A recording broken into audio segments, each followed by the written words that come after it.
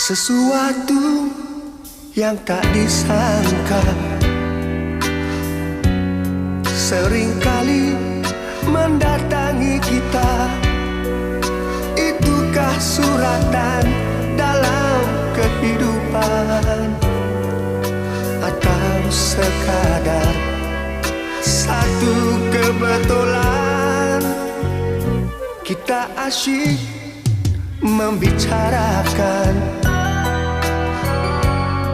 persoalan hidup dan pilihan, serta kejujuran semakin berkurang.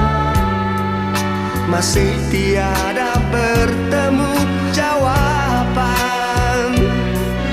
Walau kita dihadapkan dengan berbagai pilihan, mengapa sering terjadi pilihan tak menepati, hingga amat menakutkan menghadapi masa depan, seolah telah terhapus sebuah kehidupan yang kudus.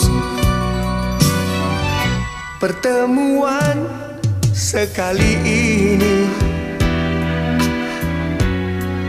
bagi diriku.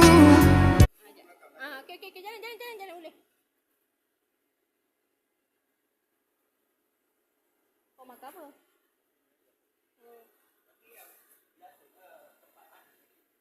Syadam.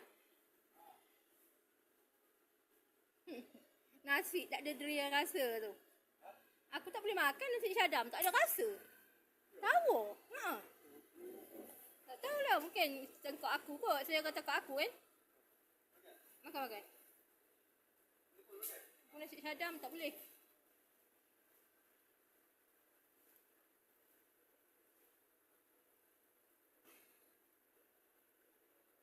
Penatnya. Mana tu tadi?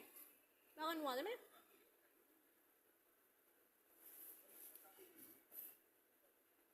Dah lapik dah? Ha? TV tu pun keput je? Keput juga? Tu pun keput juga? Tu TV tu keput juga?